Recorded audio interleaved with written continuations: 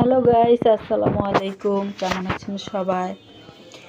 শীতের বিকেলে দুধ চিতই পিঠা রেসিপি নিয়ে চলে আসলাম আপনাদের সাথে শেয়ার করতে।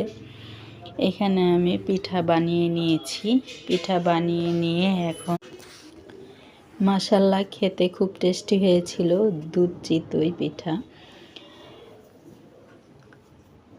দেখতেও যেমন সুন্দর হয়েছিল, খেতেও খুব টেস্টি হয়েছিল।